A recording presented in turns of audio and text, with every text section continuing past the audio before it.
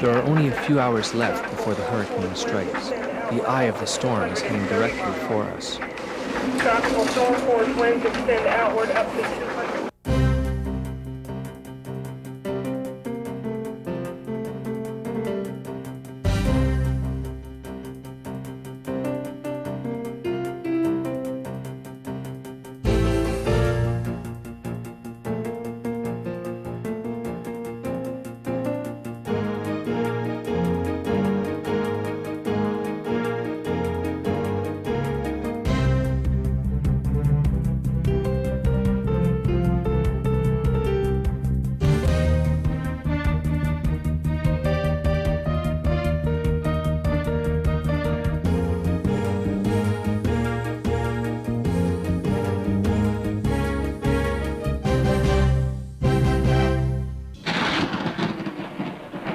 Whether traveling afar or in waters close to home, sailors must be prepared to deal with all kinds of weather. I'm Peter Rowe of the Ocean Exploration Society. In this episode of Exploring Under Sail, we witness the fury of one of the world's most feared weather systems, the hurricane. We join international sailors Paul and Sheryl Shard aboard the 37-foot sailboat Two-Step on a journey from the Great Lakes through the Inland Waterway to Florida. After the rigors of transoceanic sailing, the Shards look forward to protected waters on this journey. But as every sailor knows, the furies of changing weather can be a challenge whatever your destination. Stay tuned for adventure. Stay tuned for Exploring Under Sail.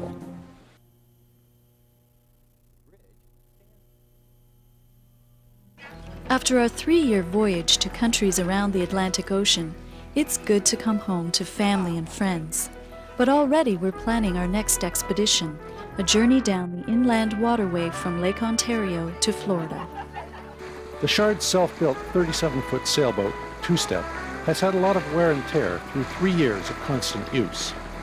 She's battled storms at sea on 2 crossings of the Atlantic Ocean and has weathered salt water and blistering tropical sun.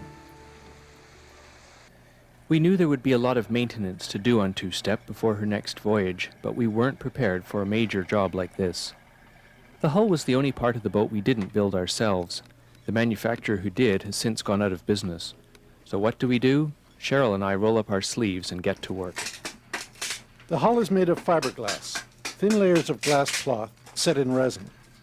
It's apparent that the outer layer was not properly bonded during construction. Water has seeped into the spaces between the unbonded layers, forcing them to separate.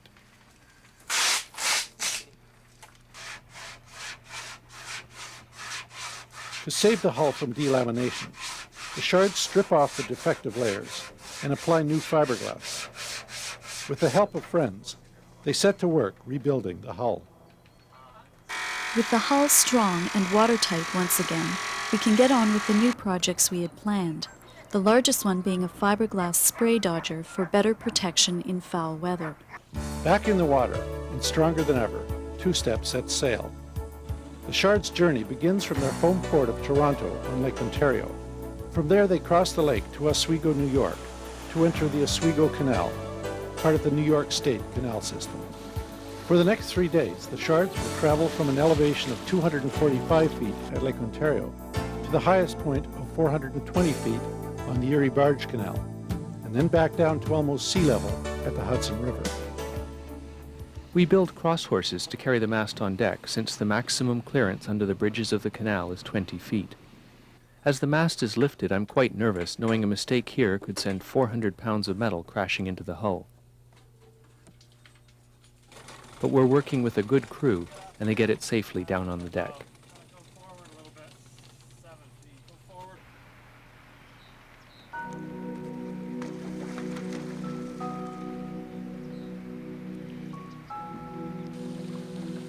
We are pleasantly surprised to find so much wilderness on our voyage through the system. Since it was originally built for commercial traffic, we pictured a more urban, industrial environment through the Oswego and Erie Barge Canals.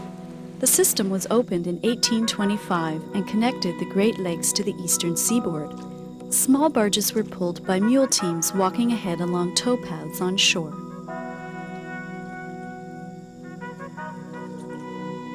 Boy, these These old locks are so much more narrow than they are today.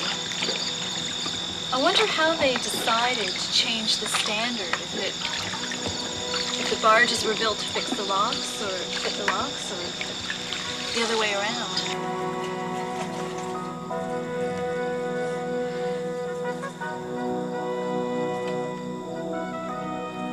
Actually, bigger barges were needed to haul more cargo, and in 1917 the upgrading of the canal system was completed.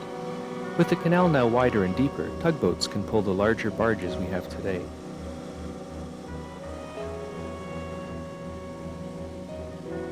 As we negotiate over 30 locks en route, we are impressed with the engineering that has kept this historic canal operating for over 170 years.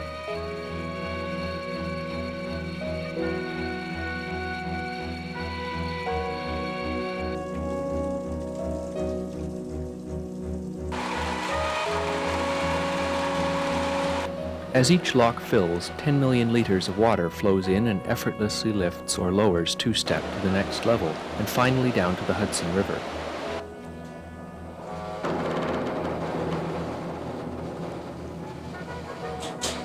There are no low bridges in the Hudson, so we raise our mast at Catskill. We have safely navigated 30 locks through the system, and this is the final obstacle to open water. Once again, we watch anxiously until our mast settles into its step on the keel.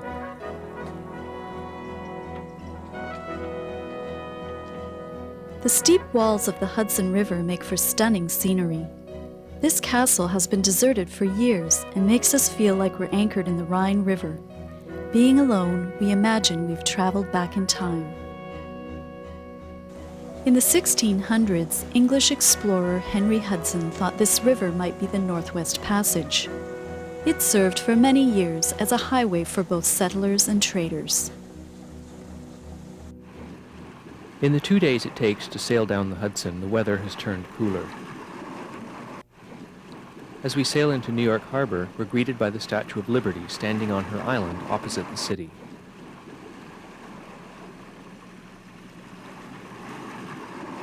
From New York, the Shards sail offshore down the New Jersey coast.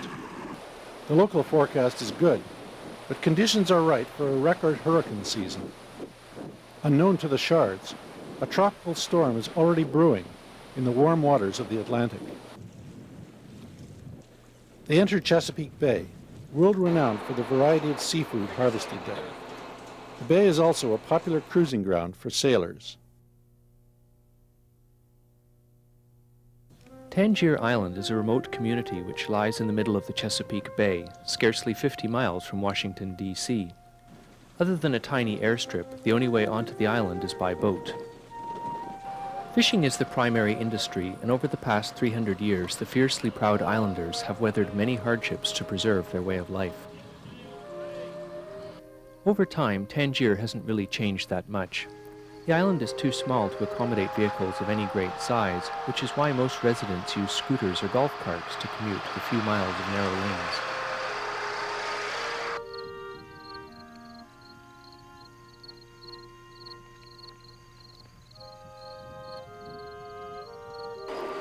But for watermen like Milton Parks, Tangier Island is more than a home. It's a way of life. You only know one thing when you're staying at that long, 45 years. If it was something that you would only experience a short period of time, but if you've done it all your life, you don't know of anything that you would rather do, because at least you don't seek after it. Yeah. The advantage is you're independent, you know. Like most of the fishermen on Tangier, Milton goes out to catch the Chesapeake Bay blue crab. Good morning. It's an early one this morning. Here we are, 4:20 a.m. aboard the Anna Parks, and we're heading out for a day of crabbing. We work 300 pots in the 9 hours we're out, pulling up the pots, taking out the crabs, rebaiting the trap, and dropping it down again. While out on the bay, Milton shares his thoughts about life on Tangier. One time we decided we were going to leave, but we didn't want to scatter the children. Of course, that represents scattering the children. Later on, when they marry off, they're not going to stay in the same area I'm sure. Oh, Not like right. you would on Tangier. You're either on Tangier or you're not. And it presents very little crime rate. I'd say the crime rate's almost zero. Yeah. And you don't have to worry about your house getting vandalized or what have you. Not like they do in other places. Yeah. Of course, we all will know one another. You'd be identified immediately if you got in trouble here. Yeah. Isolation presents something that's hard to explain. I mean, a lot of people have left, but most of them either want to return or have returned. Despite the rapid changes in the world around them, the people of Tangier Island have maintained their traditional lifestyle through a strong sense of community and a dependence on the sea. Before continuing on the next leg of our journey, we check our computer weather facts. The local forecast looks good. However, we've noticed a tropical storm tracking towards the Caribbean. We'll have to keep a close watch over the next few days as this system gets closer to land.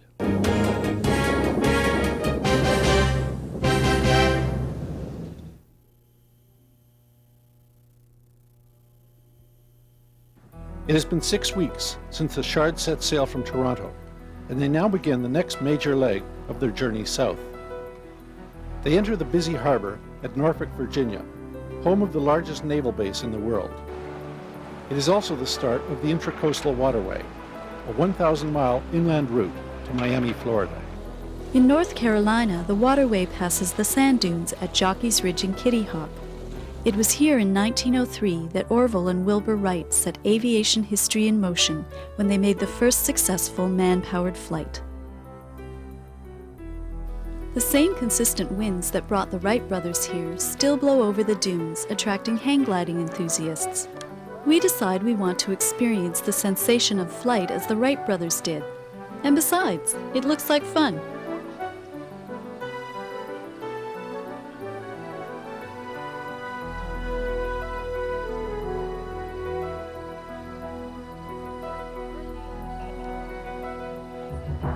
The dunes provide a nice soft landing place for first-time hang gliders like me.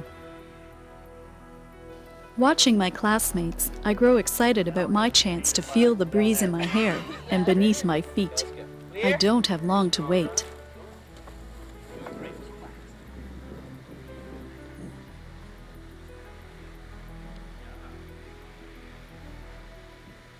Now, assuming that you've given us a very good run, which I know you will, you're going to relax in that neutral position and the glider's going to fly all by itself. That's how I want you to go the first time, okay? If I want you to fly a little faster, what are you going to do? Just pull in. Just pull in just a little bit, right? Pull in, right. Stall is shift. Right. So look for more airspeed, you're going to pull in a little bit. That shifts your weight forward, okay? Now if you want to slow the glider, it's just the reverse. Ease it out. Forward, head up, stall. Okay. But the thing is, we're going dead into the wind right now. We're trying to. Right now it's coming from the pink pig. It's a good target. Or the pole right to the left of it. I want you to look at it all the way, and we're going to run aggressively, and then when I give you the command out to neutral, you're just going to relax, let it float up your chin, lay in the harness, and that's where you are, okay? Okay. Okay, I'm with you all the way this time. Looking at your target, let's start. Clear? Right, I'm ready. All right, good strong run. Let's go.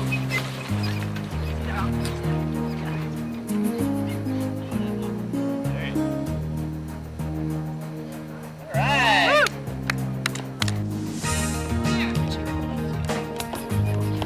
Ease it out.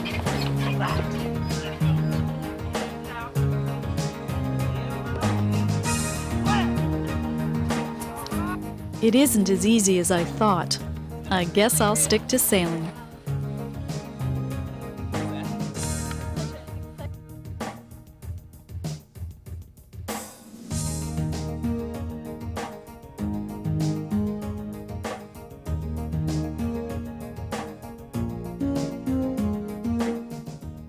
The next morning, the fog rolls in just after we get underway. The reduced visibility makes us feel vulnerable, and we slow down to avoid collisions.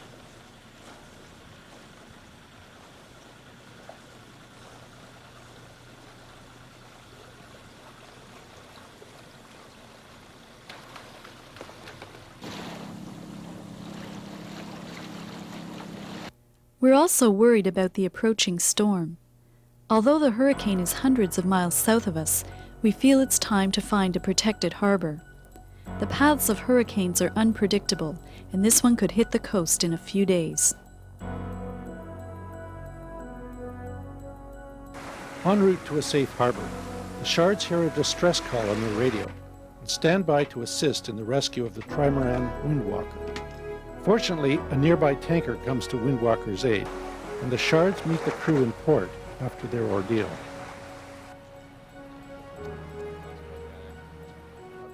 Our crew member, Patrick Costello, was on watch about 12 o'clock that night. I had just gone to sleep. He had about an hour by himself before somebody else came up. And he gave the warning. He said he had some trouble up here, get on deck. And then more than 5 seconds after that, he said, I've lost steering. We got real problems. Come on deck. And I saw the decks awash. And then he said the steering was gone. I surmised real quick we had some problems. We knew it was flooded. My initial reaction was the hatch at that point was open into the AMA, and I figured that was the reason for the flooding, was that the hatch had opened up, some waves had come in and flooded it. My personal feeling was we did try to pump this out. We closed the hatch, and we do have a small pump for that, and there's no way that that thing could handle it, because even standing on the hatch, the waves are coming up inside. So it was my decision to put out a mayday.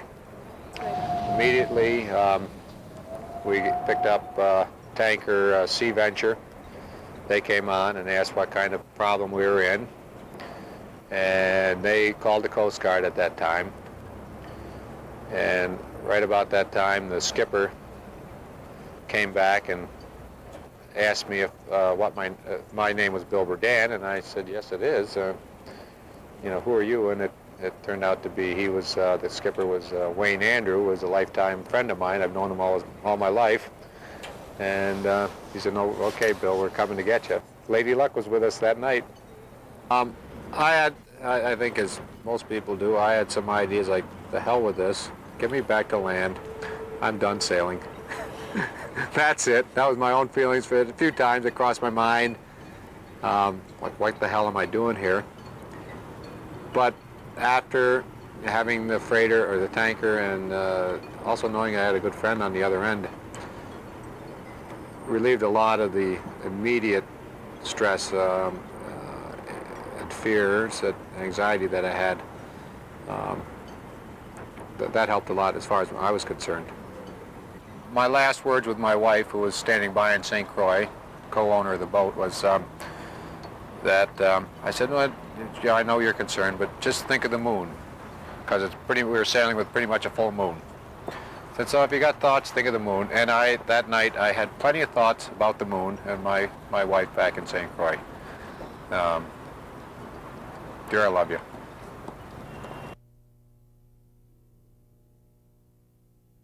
It is evident that the approaching hurricane will strike the coast of the Carolinas.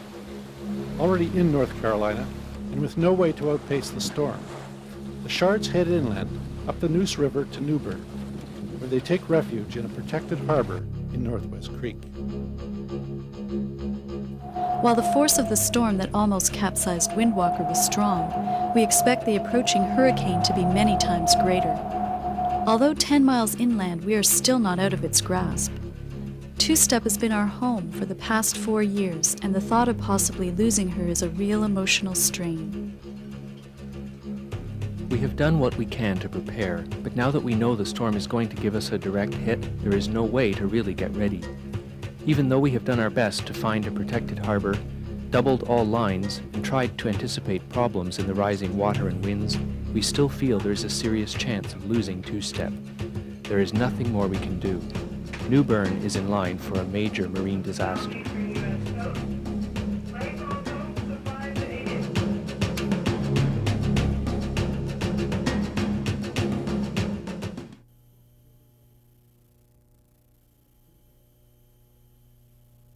The hurricane force winds extend outward up to 115 miles to the east of the center.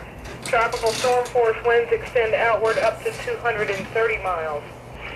Small craft from Brunswick, Georgia, along the east coast should continue to remain in port. The hurricane comes ashore at Wilmington and heads north towards us at New Bern. It is a Category 2 hurricane with winds of 100 miles per hour. Northwest Creek Marina has fixed docks, so we're worried about the rising water with the storm surge, and stay on board to adjust the lines as two-step rises with the water above the docks. Here the gusts hit 80 to 90 miles per hour, nearly blowing the windows out of the dock house. The eye of the storm is still south of us, and already the water has risen 3 feet.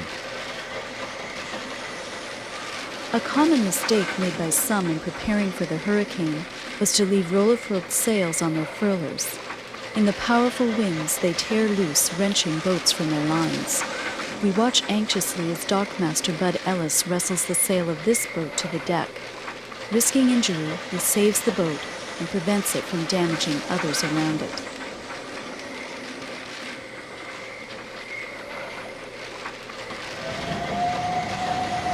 The wind comes around from the south on our beam, and we start to blow over in 60 to 70 mile per hour gusts. When it comes from the southwest, we know it has passed. Still, the harbor doesn't have real waves. The marina is virtually landlocked with no more than 100 meters of open water in any direction. Others are not so lucky. The hurricane wreaks havoc throughout the surrounding town.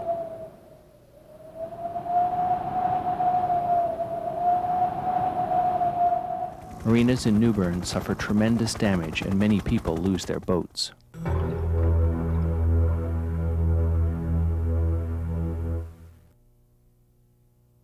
We see the world with a fresh perspective after the storm. This brush with disaster makes us appreciate the beauty of the route to Florida even more.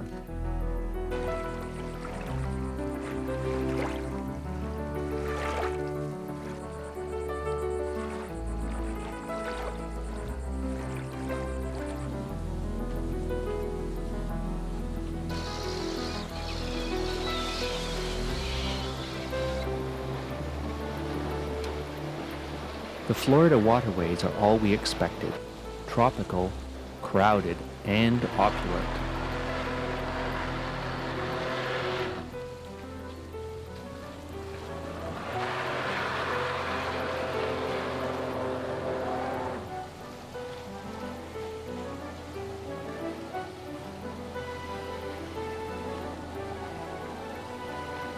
When we first planned this voyage, we were looking forward to traveling in protected waters for a while. But no matter where you sail, you must be diligent about the weather. We feel lucky to be able to continue exploring under sail and have learned a new respect for the forces of nature.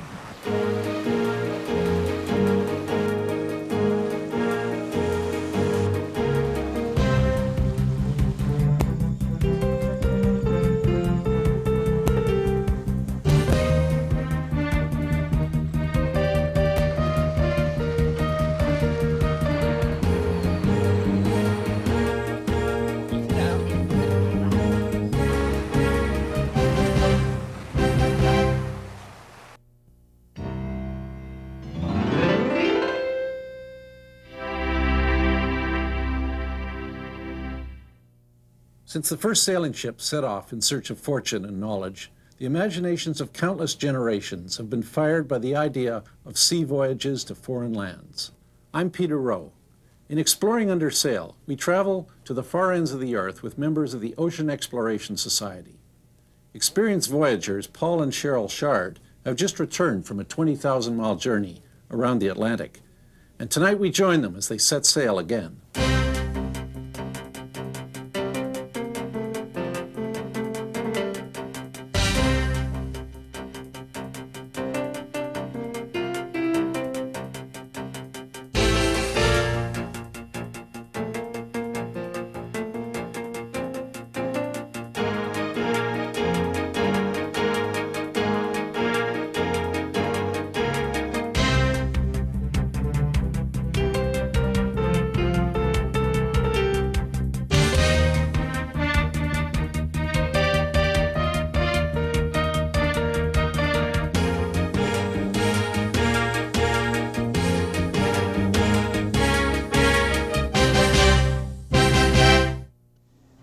In this premiere episode of Exploring Under Sail, we join Paul and Sheryl as they sail to the Bahamas in the boat they built themselves.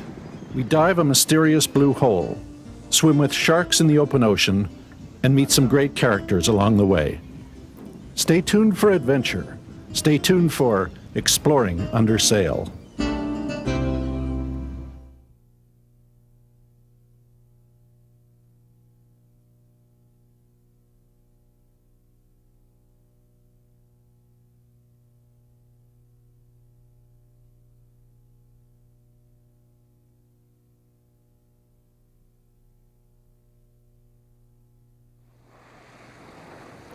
It has been nearly 3 years since we last visited the out islands of the Bahamas.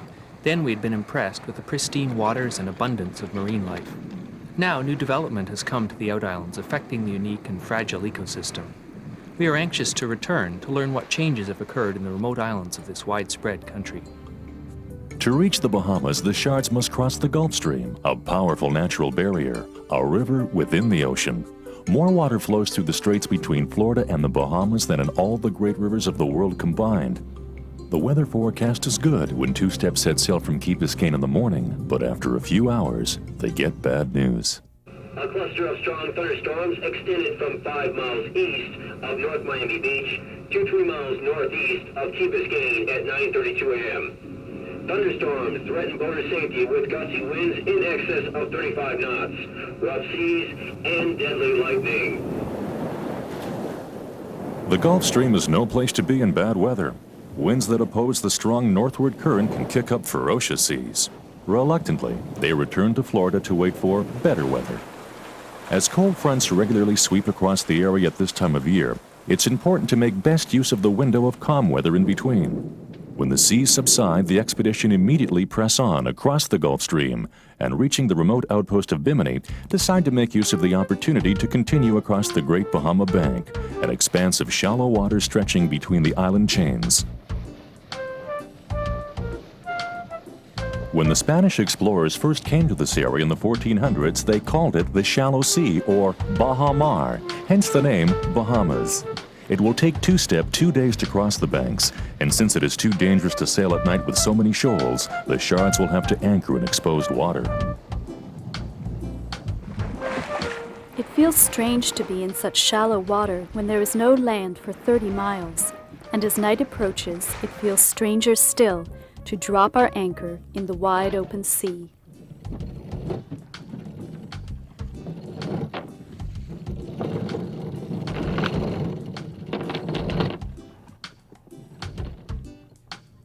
The next day, the Shards continue across the banks, reaching the islands almost 3 days after leaving Florida. Anchored in a deserted cove, they prepare for an expedition to a small island just north of the anchorage to investigate a mysterious lake. The lake lies in the center of the island and is surrounded by land, yet it consists of salt water and rises and falls with the daily tides of the ocean. It's a geological phenomenon known as a blue hole, a large cavern originally carved out of the rock by fresh water and now filled with salt water due to changes in sea level. Although inland, this blue hole is still linked to the ocean in some way, probably by underground tunnels.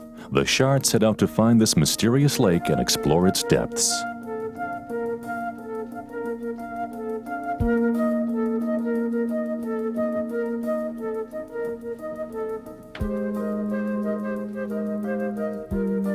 We step into a clearing and the blue hole lies at our feet. It is almost perfectly round, as if a giant meteor has bored a hole straight into the ground. It is about 30 meters across, but how deep does it go?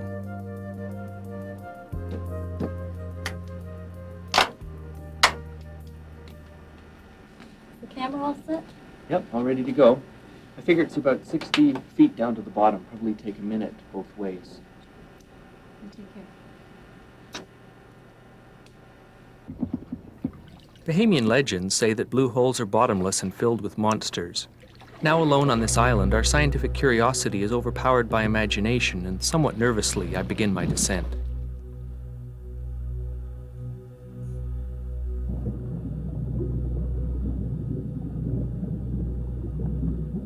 With years of skin diving experience, Paul is able to remain underwater for 2 full minutes and doesn't need scuba gear for this kind of a dive.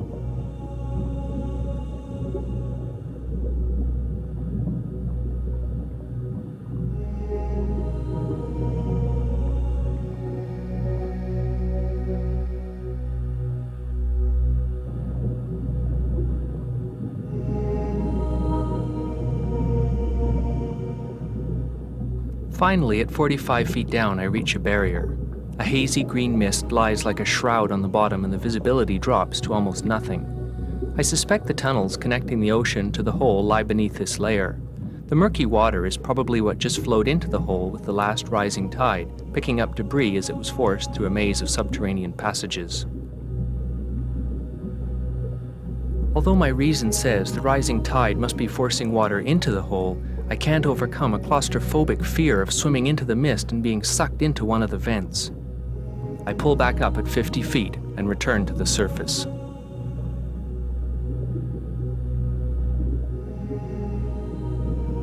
I make repeated dives over the next 2 days, but the bottom of the hole remains shrouded and the mystery of the blue hole is left unsolved.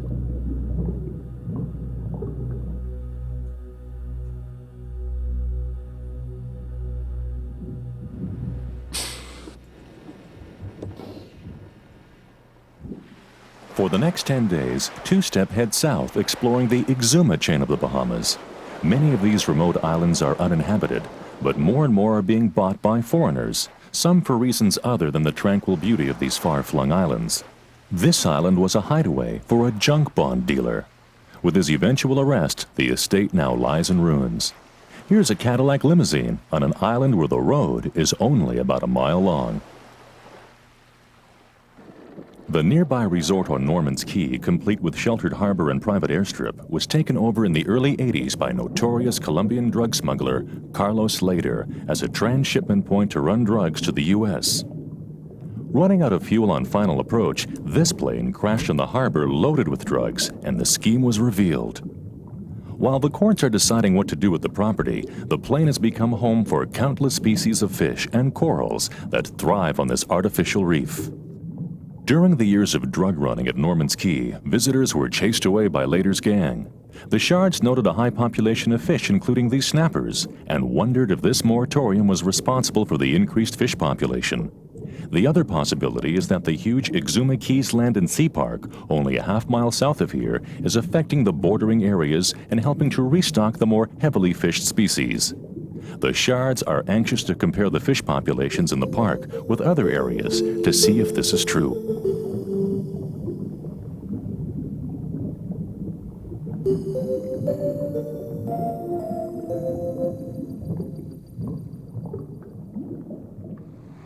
From Norman's Cay, Two-Step proceeds south over the shallow banks on the leeward side of the island chain. From the height of the Ratlins, Sheryl can see ahead to point out dangerous shoals. But further south, the sandy banks are too shallow for them to continue, so they head for the nearest cut to get off the banks and into the deep water of the Sound on the windward side of the islands.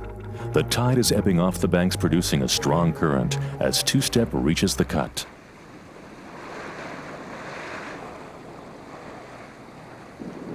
The bottom of the channel appears to be such a dramatic coral landscape that they decide to anchor nearby and dive the cut at slack water. The shades of watercolor seen from above give only a hint of the spectacular walls and trenches the current has sculpted beneath the waves. Life is abundant in the cuts, since the flow of water nourishes corals that filter out drifting organisms. Suddenly, a huge spotted eagle ray appears overhead. These creatures are harmless unless provoked, but this enormous ray makes an aggressive display of his territory, so I back off in a hurry. One knock of his wing or slash of his tail could seriously wound me. When he is satisfied I'm not a threat, he ignores us, and we can't believe our good luck when a whole family of rays appears to entertain us with their graceful beauty. Eagle rays can grow to a weight of 500 pounds and have a wingspan of 8 feet. This group of rays doesn't seem interested in feeding and doesn't appear to take any notice of us. They seem to enjoy the sheer thrill of flight.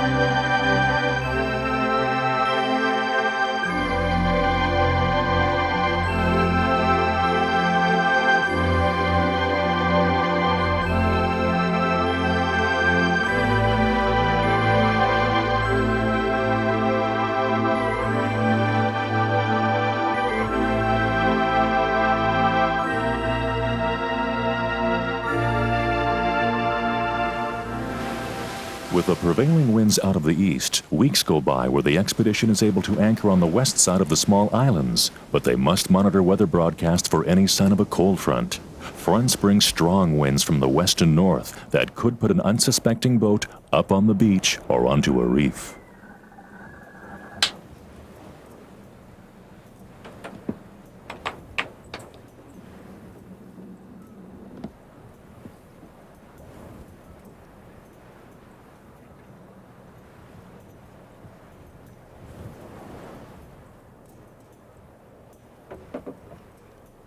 How does it look?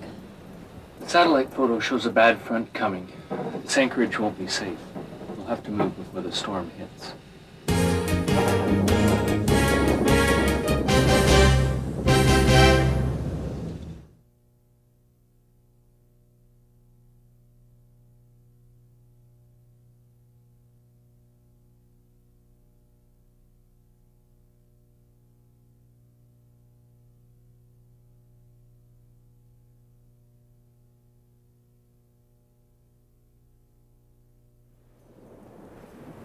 With a strong front due in only a few hours, the expedition is looking for a cove where surrounding islands will protect Two-Step from the big waves the storm will bring. The problem is that the protected waters amongst the small Bahamian islands are often too shallow. This cairn marks a dangerous reef at the entrance to a sheltered bay. Two-Step needs 6 feet of water to get over the coral-strewn bar, so they've had to wait for high tide to get into the harbor. Even now, the keel is only inches above the sharp coral.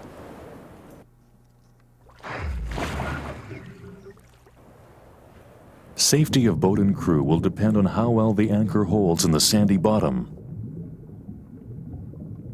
When the front arrives, it is stronger than most, and as winds reach almost hurricane force, one other boat that has found haven here nearly disappears in the driving rain. In the same storm, friends at the nearby island of New Providence witness a near tragedy as a barge breaks her moorings and bears down on the boats at anchor in Nassau Harbor.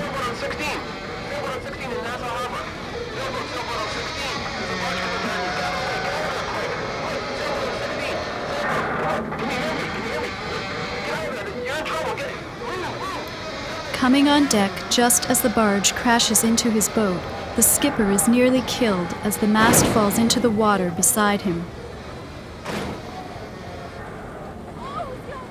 But his anchor holds and the boat remains afloat despite the impact.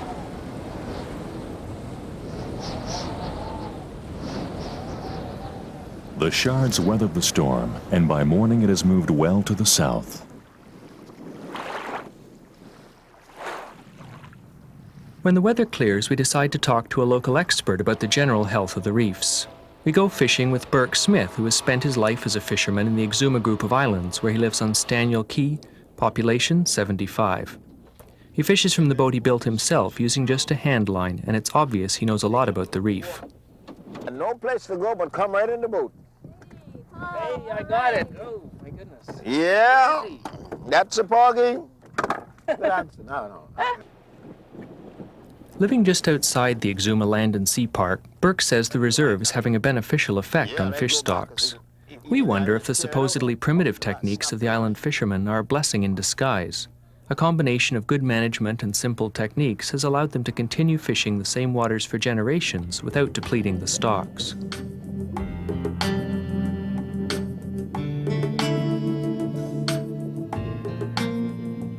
There are larger schools of the common food fish, such as these margate snappers, here in the park than we found outside. Like this angelfish, they spend most of their lives near coral reefs. The coral reef is the perfect hiding place for countless species to escape the faster predators like the barracuda, and the most effective hunter outside the park, man. We see more of the traditional Bahamian commercial catch, grouper, lobster, and conch in the park, and it must therefore be doing its job as a haven from which healthy populations of these animals restock the surrounding waters. But the reefs are largely the same as outside. The secret lies in the fishing style. Instead of using factory trawlers that sweep up everything, the Bahamian methods of picking up conch by hand and using spear and traps for fish and lobster preserves the reefs. It also ensures that large numbers of animals will evade the hunt and survive to repopulate for the future.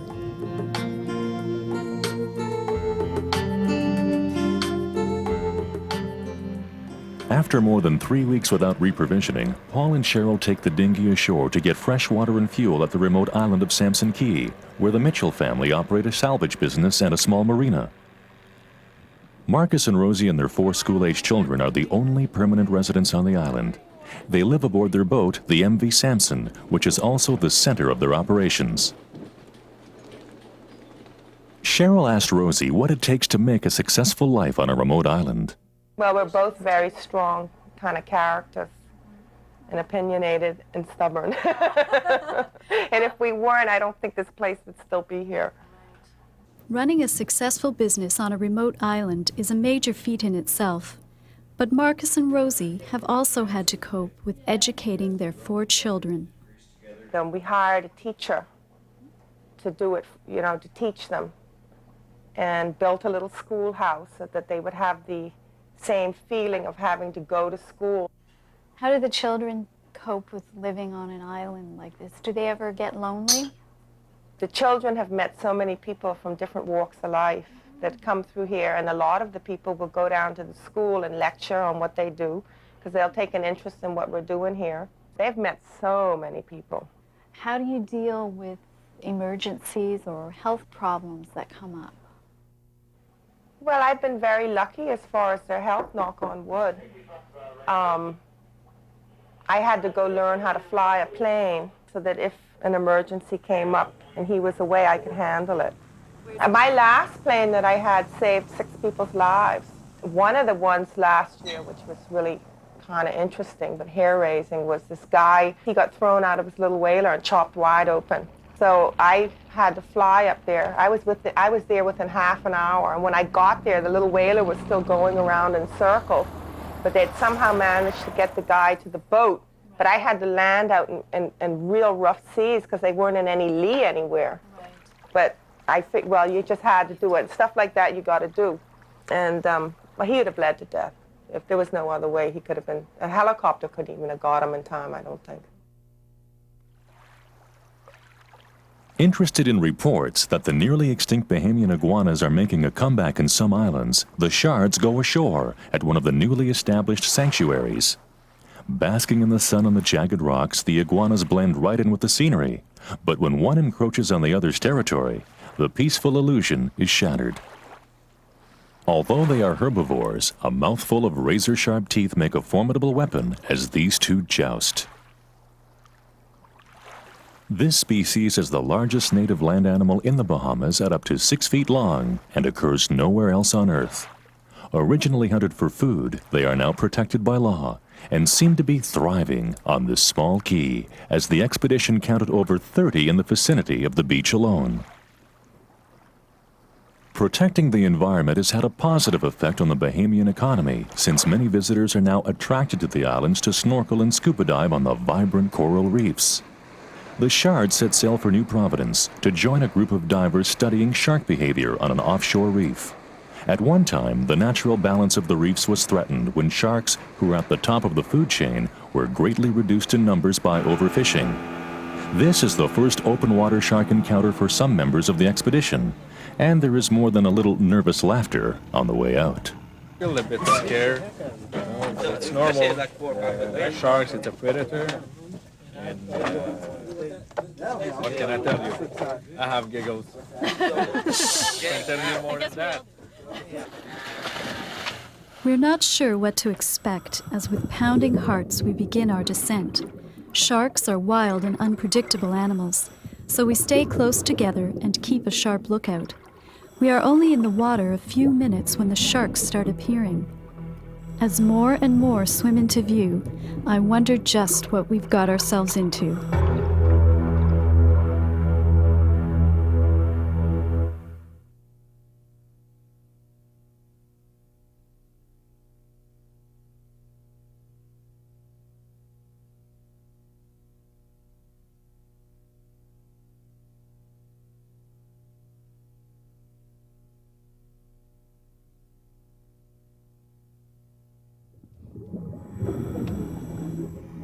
I try to remain calm, but the first shark is followed by others, and soon I'm surrounded. They seem enormous, and I feel small and vulnerable in their midst. But at the same time, I am in awe of them. They are so perfectly suited to their environment and move with such grace and power through the water.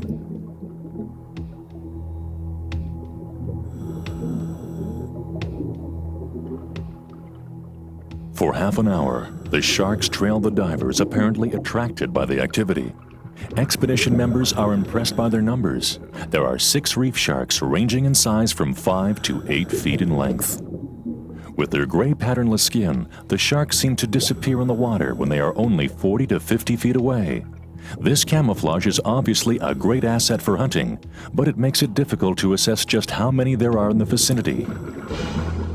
Since sharks have a keen sense of smell, a box of baitfish is brought out to attract any other sharks in the area, so an approximate count can be made.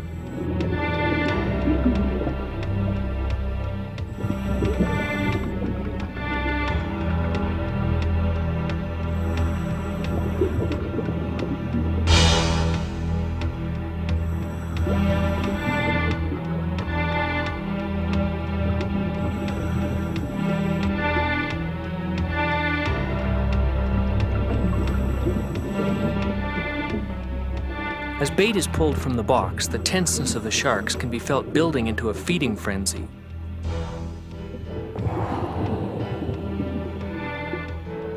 At one point, the sharks are so excited that one swims into the camera.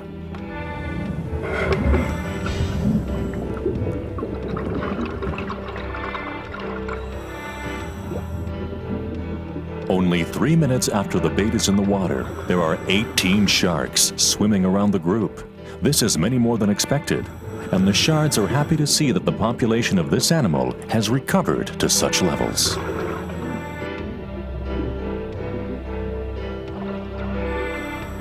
Hanging 10 feet below the boat for the mandatory decompression stop makes us feel particularly vulnerable since we can't go up without risking the bends, and there are still so many sharks circling below.